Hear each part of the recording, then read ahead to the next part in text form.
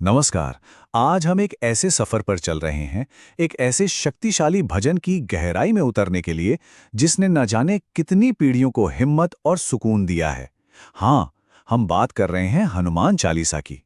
ये सिर्फ 40 छंद नहीं है, ये तो भक्ति और बेहिसाब शक्ति की एक कहानी है। तो चलिए, साथ मिलकर इसके गहरे अर्थों को महसूस करते हैं। हनुमान चालीसा की शुरुआत देखिए, कितनी गहरी बात से होती है। ये सीधे सीधे भगवान की तारीफ से शुरू नहीं होती, नहीं। ये पहले हमें हमें तैयार करती है। कहती है कि भाई, अपने गुरु के कमल जैसे चरणों की धूल से पहले अपने मन के आईने को तो साफ कर लो, क्योंकि जब तक मन का आईना ही मैला होगा तो उसमें भगवान की साफ छवि भला कैसे दिखेगी, है ना। ये पहला कदम है खुद को शुद्ध करने का। तो देखा, चालीसा का जो पहला हिस्सा है वो सीधे हनुमान जी के पराक्रम के बारे में नहीं है, नहीं, बल्कि ये भजन पहले भक्त को तैयार करता है। संदेश बहुत साफ और गहरा है कि किसी भी दिव्य शक्ति की तारीफ करने से पहले ये जरूरी है कि हम अपने मन को, अपने दिल को उस लायक बना लें, उसे शुद्ध कर लें। इन पहली कुछ पंक्तियों का जो निचोड़ है ना, वो है विनम्रता, ह्यूमिलिटी। गुरु के चरणों की धूल का जिक्र यह हमें यही तो याद दिलाता है कि ज्ञान और भक्ति की शुरुआत घमंड से नहीं, बल्कि सिर झुकाने से, विनम्रता से होती है। और जब हम इसी विनम्रता से अपने मन के आईने को साफ करते हैं, बस तभी तभी उसमें भगवान की असली महिमा झलक सकती है। अच्छा, मन की सफाई के बाद भक्त प्रार्थना करता है, और जरा गौर कीजिएगा कि वो मांग क्या रहा है। कोई दुनियावी चीज नहीं, नहीं, वो मांग रहा है अंदर की ताकत, बल, बुद्धि, विद्या। देखिए क्या कमाल का संतुलन है। सिर्फ बल हो और बुद्धि ना हो तो वो तो विनाश कर देगा, है ना। और बुद्धि हो लेकिन विद्या यानी सही ज्ञान ना हो तो वो भी अधूरी है। तो ये प्रार्थना है एक मुकम्मल इंसान बनने की, ताकि अंदर के सारे दोष, सारे विकार दूर हो जाएं। तो अब जब भक्त तैयार हो चुका है, मन साफ है, तब चालीसा हमें मिलवाती है अपने महानायक से। तो चलिए, अब मिलते हैं पवन पुत्र हनुमान से और जानते हैं कि ये भजन उनका कैसा अद्भुत वर्णन करता है। सबसे पहली बात जो हनुमान जी के बारे में कही जाती है, वो उनकी ताकत नहीं है, बल्कि उनका ज्ञान है। सोचिए, उन्हें कहा गया है ज्ञान गुण सागर, मतलब ज्ञान और अच्छे गुणों का समंदर। ये हमें बताता है कि उनकी असली शक्ति का जो आधार है, वो उनका ज्ञान और उनका चरित्र है, सिर्फ शारीरिक ताकत नहीं। और हाँ, उनके ज्ञान के बाद फिर जिक्र आता है उनके बल का, अतुलित बल धामा। इसका मतलब है ऐसी ताकत का घर जिसकी कोई तुलना ही नहीं की जा सकती, कोई मुकाबला ही नहीं है। ये वो बेहिसाब, बेमिसाल शारीरिक शक्ति है जिसके लिए हम सब उन्हें जानते हैं।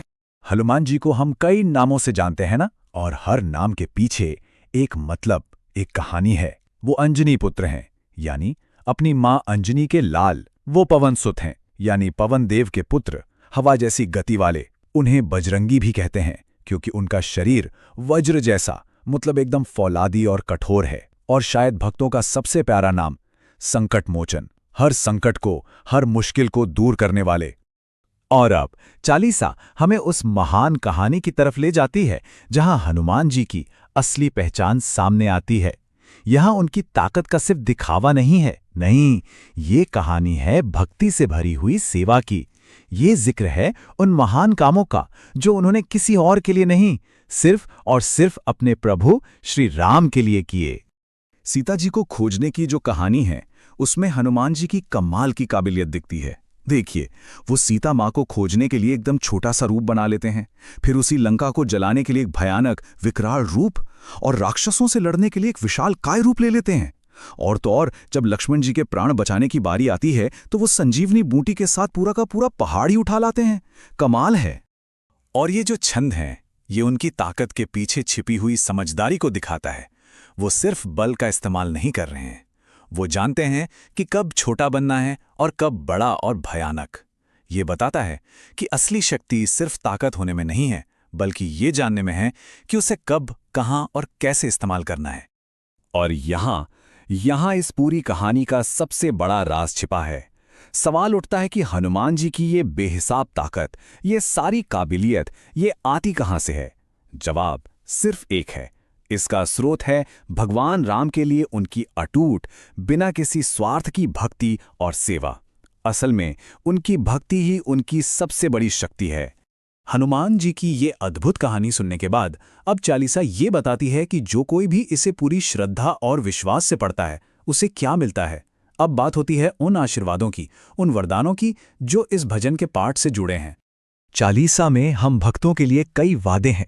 एक गहरा विश्वास है कि इसके पाठ से भूत प्रेत यानी सारी नकारात्मक ऊर्जा दूर भागती है, बीमारियां और दुख दर्द मिट जाते हैं, हर तरह की मुसीबत और संकट से हमारी रक्षा होती है, और यहाँ तक कि अष्ट सिद्धियां यानी 8 तरह की महान आध्यात्मिक शक्तियां भी मिल सकती हैं।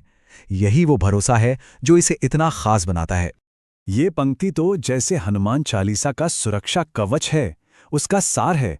कितना सीधा और साफ वादा है कि जो कोई भी महावीर हनुमान को बस याद कर लेता है, उसके सारे संकट खुद ब खुद कट जाते हैं और सारी पीड़ा मिट जाती है। यही विश्वास तो है जो करोड़ों लोगों को हिम्मत देता है। और अब ये महान गाथा अपने आखिरी पड़ाव पर एक बहुत ही व्यक्तिगत और दिल को छू लेने वाले मोड़ पर पहुंचती है। अब बात आती है खुद इसके रचयिता, इसके कवि की अपनी विनम्र प्रार्थना की। यहाँ कवि गोस्वामी तुलसीदास जी अपना नाम लेकर कहते हैं, तुलसीदास सदा हरि चेरा, मतलब मैं तो हमेशा से ही प्रभु का सेवक हूँ, उनका दास हूँ, और उनकी बस एक ही मांग है, एक ही विनती है, कीजे नाथ हृदय मह डेरा। हे मेरे नाथ, आप बस मेरे दिल में आकर बस जाइए, मेरे दिल में अपना घर बना लीजिए। इससे बड़ी भक्ति और क्या हो सकती है भला। और ये है आखिरी छंद, पूरी चालीसा का निचोड़। यहाँ प्रार्थना सिर्फ हनुमान जी से नहीं, बल्कि संकटों को हरने वाले पवन पुत्र से ये गुजारिश की जाती है कि वो अकेले नहीं, बल्कि श्री राम, लखन और माँ सीता के साथ भक्त के दिल में हमेशा हमेशा के लिए बस जाएं। ये है पूर्ण समर्पण, सब कुछ सौंप देने का भाव। तो ये पूरी चालीसा जब खत्म होती है तो हमारे मन में एक बहुत गहरा सवाल छोड़ जाती है। आखिर सच्ची ताकत का स्रोत क्या है? क्या वो बाहरी बल है जो सबको दिखाई देता है, या फिर वो अंदर की भक्ति है जो उस बल को एक मकसद देती है, एक सही दिशा देती है? हनुमान चालीसा का जवाब तो बिल्कुल साफ है कि जब निस्वार्थ भक्ति आपकी शक्ति को रास्ता दिखाती है ना, तब इस दुनिया में कुछ भी नामुमकिन नहीं रहता।